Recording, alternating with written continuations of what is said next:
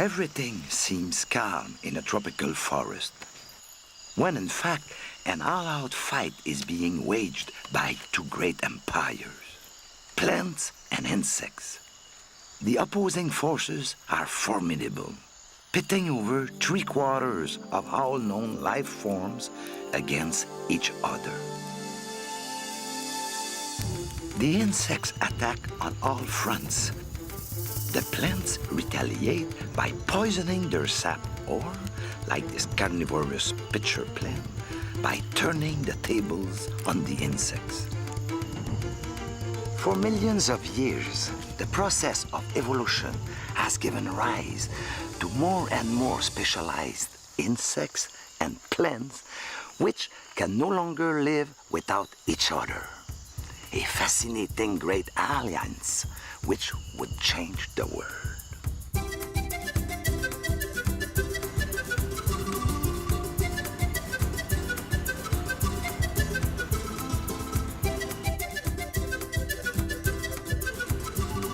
This morning, the supply boat Bizarro Uno is carrying Uno Bizarro passenger down the Amazon. We left Iquitos a good 2 hours ago, and we're almost at our destination, the little Peruvian village of Palmeiras.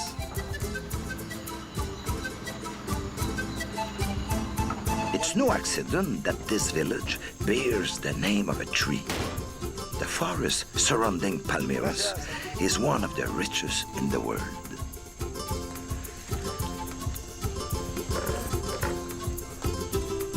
The village leaders confirm that there are many insects in the great forest and show me the paths to take. There's no better place to start our study on insect-plant relations.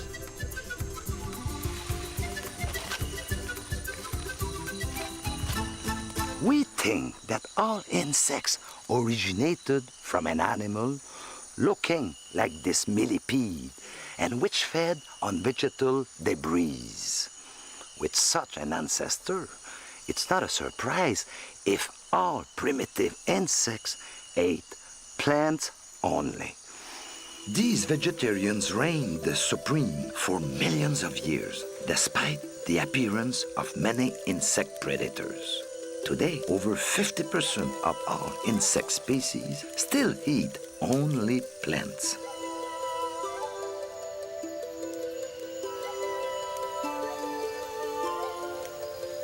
These primitive insects opened hostilities by developing pointed beaks that enabled them to pump up sap, filter it, and extract nutrients.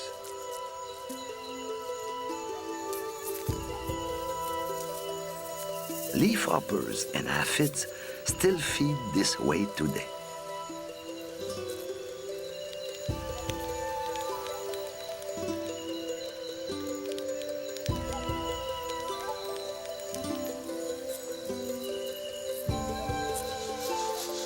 As plants diversified, new insects appeared, presenting ever bigger and better tools, such as mandibles for grinding plant tissue. Many insects focused their attacks on a single plant species. Today, their survival depends entirely on this one food source. For some insects, the sap of certain trees is mainly irresistible. And here is a good proof. You see, the sap oozing from this wounded tree attracted nearly all the harlequin beetles of this area.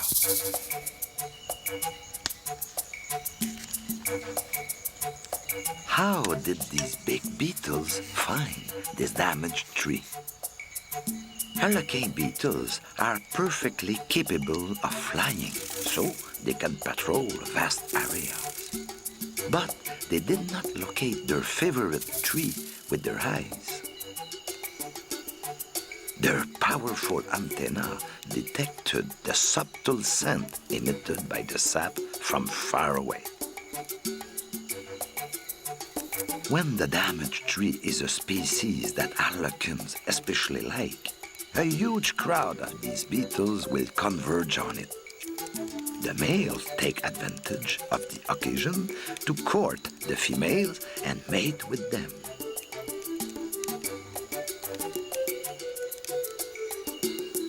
Insects had become a formidable army that could detect and exploit the slightest weakness of a plant. But the plants would fight back.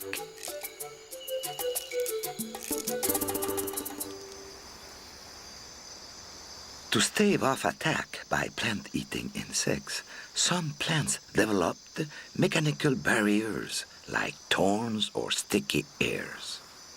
Others produced tough leaves with a waxy coating.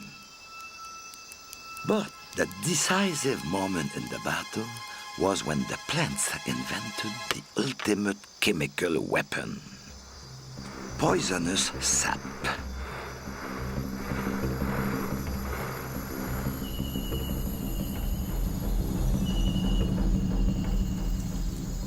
The sap of this deadly nightshade is so toxic that it is used to make one of the most potent poison, curare. Now, just look at these leaves. They have been eaten by a cricket. Toxic plants repel most insects, but there's always one little devil that develops a tolerance to the poison. This morning, I have a meeting with a butterfly, an heliconid. It shouldn't be long. Oh, there it is.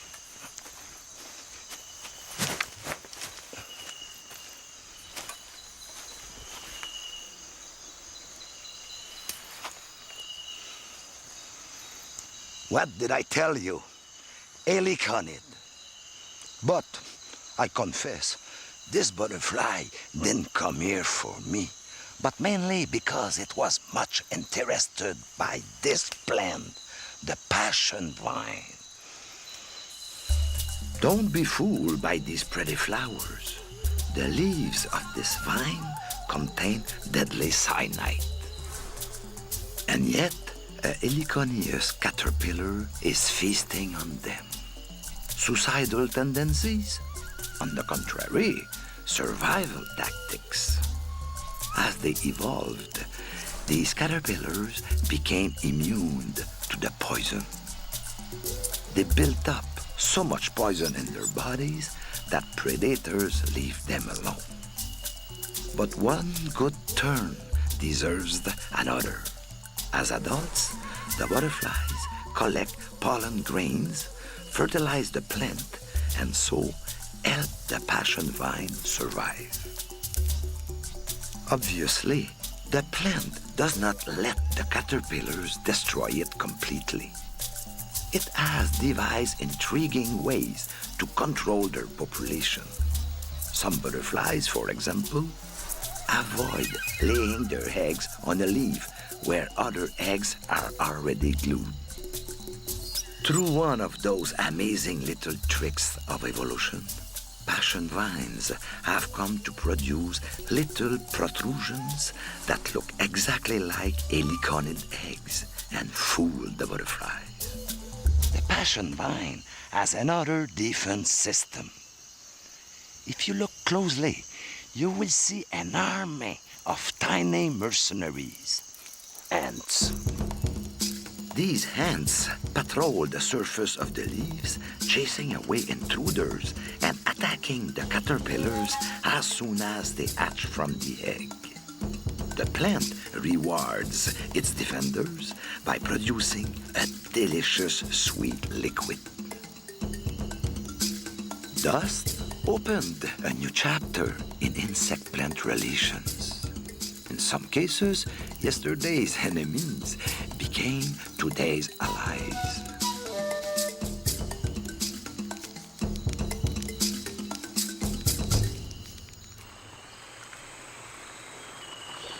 As we travel down this river, we will also travel back in time to the origins of the great alliance between plants and insects.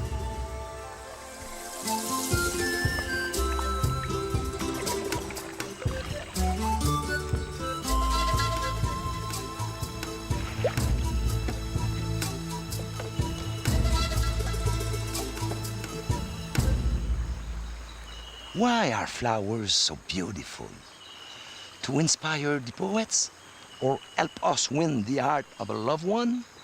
Not at all. Flowers have only one purpose in life: seduce insects.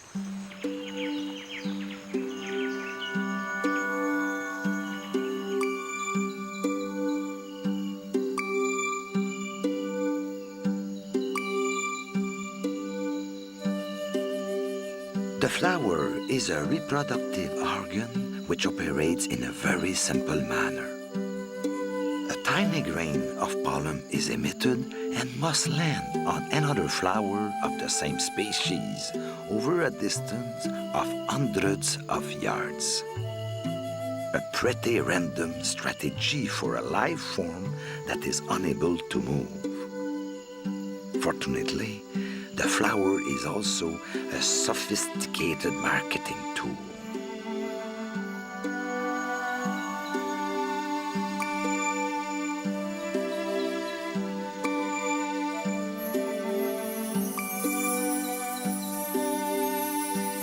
It is able to entrust this delicate mission to the cleverest and most diligent messenger in the world, an insect.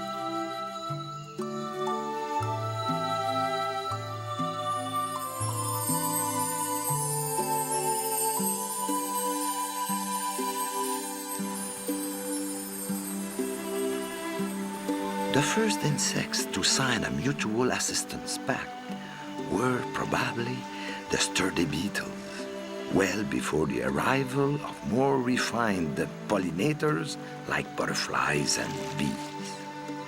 Even today, some primitive plants like the giant Amazonica water lilies count on their traditional allies to transport their pollen. This flower is a beetle prison. But don't worry, the inmates are pretty well treated. They have plenty to eat, live in heated cell, and better, they are released after 24 hours.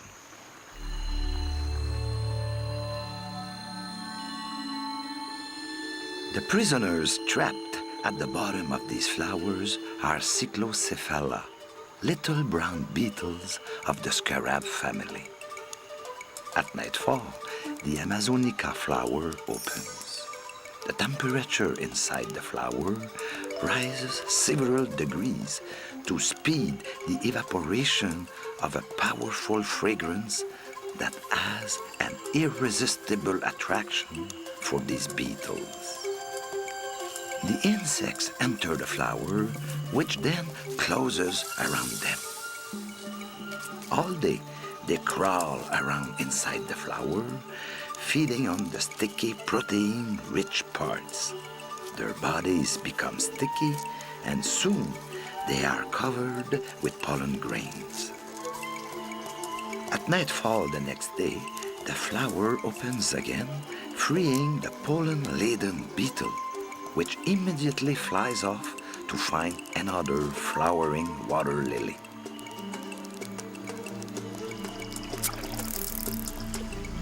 Then the cycle begins again, with the beetles finding food and shelter, and the plant obtaining the precious pollen grain it needs for fertilization.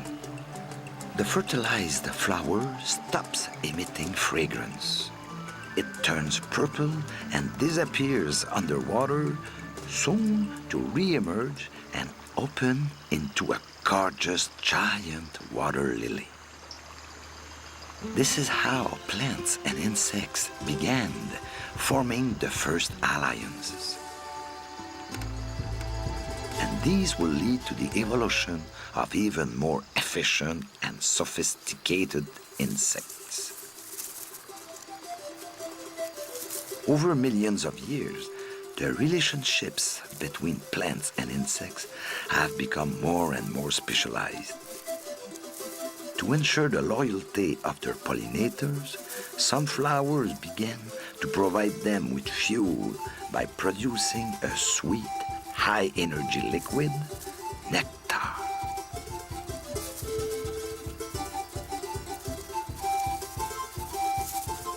no foods themselves, butterflies developed a proboscis that allowed them to drink this nectar. Wanting to give precedence to their most efficient messengers, some plants hid their nectar in deep cups.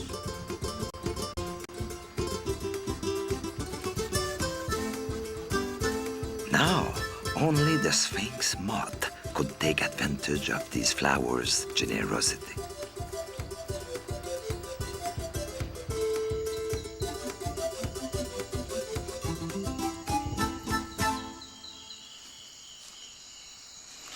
The elongated mouth parts of the Sphinx moth and the deep flowers they prefer didn't just appear overnight.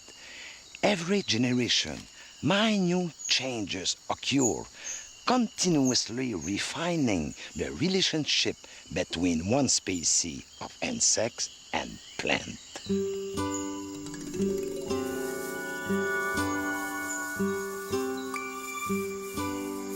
Some plants began to produce large quantities of pollen, and so bees developed little sacs on their legs to help them collect it. Some plants changed the structure of their flowers to provide landing platforms for the bees, and even colored lines to guide them to the center of the flower and the pollen. There are plants that seem to have an ongoing dialogue with their pollinators. Once fertilized, the flower changes from mauve to white, telling the bees not to waste their time. This flower does the same thing, only with red and orange.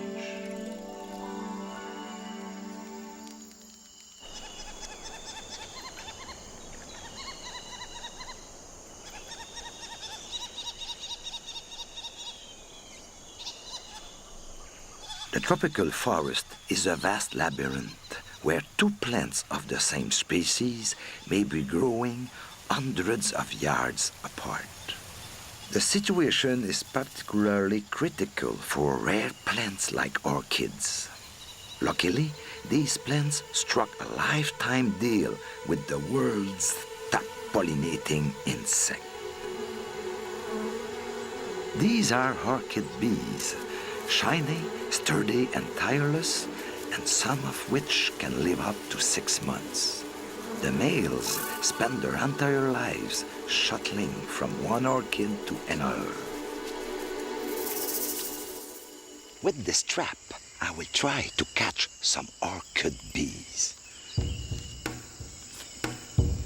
They are the most sophisticated pollinating insects. In fact, they are not attracted by nectar, but mainly by specific odors that entomologists have succeeded in synthesizing.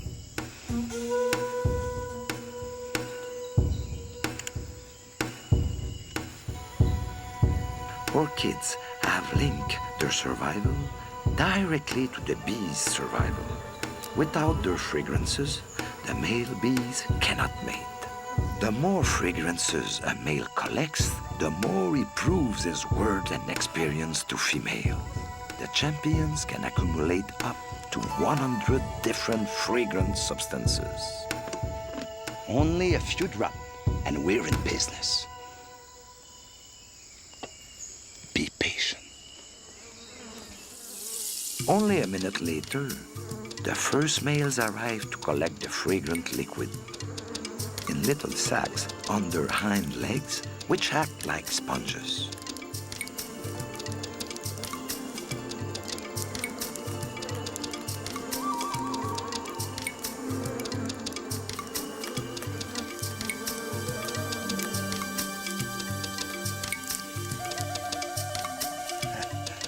Just look at all these perfume addicts.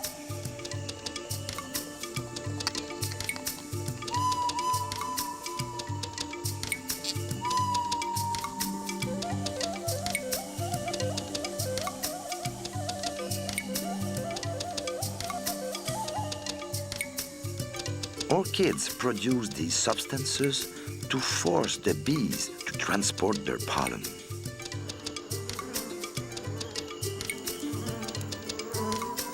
Their flowers hide clever mechanisms that stick little lumps of pollen on the visitors.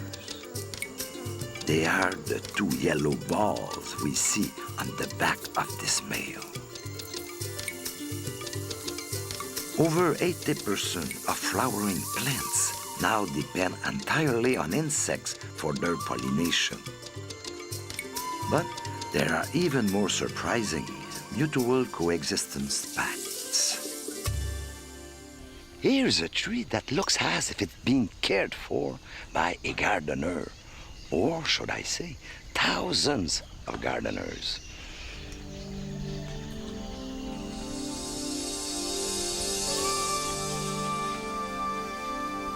It's a cecropia, and the gardeners are Azteca ants.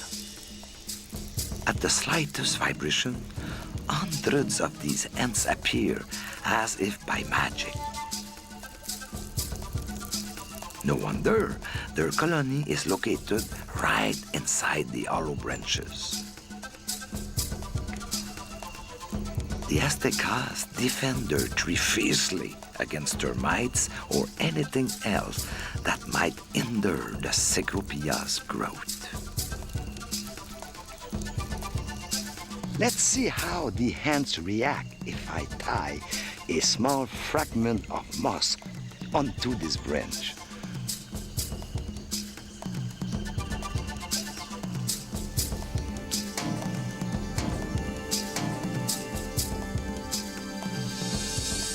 The Aztecas immediately swarm all over this unidentified object. They will gnaw at it and cut it into pieces until there's nothing left of it. Nor do the ants give any vine or other parasite plant a chance to take root on their host. The slightest suspicious growth is immediately torn to shreds. Ants are so important to the cecropia tree that it even feeds them. You see here, at the base of each leaf, tiny protein-rich grains are produced, which ants collect immediately. These grains have no other purpose than to feed the ants, which tuck them away in tiny storerooms in the tree trunk. The cecropia even allows the ants' herds of aphids to suck its lifeblood. The aphids are not strong enough to pierce the bark of the tree, so the ants place them on the tender inner walls of branches. Here they can suck up the sap with their little pointed beaks and produce drops of sweet liquid the Azteca find very appetizing. Aztecas can only establish their colonies in cecropia. Without those hands, the cecropia tree is immediately attacked by plant eaters. This is one of the most remarkable pack of mutually assured survival between plants and insects. Ultimately, we are all parasites of plants, but it's the insects that have gained the most from their alliance with plants. They have become the most diversified of all the animals, which has given them a clear advantage in the great game of survival.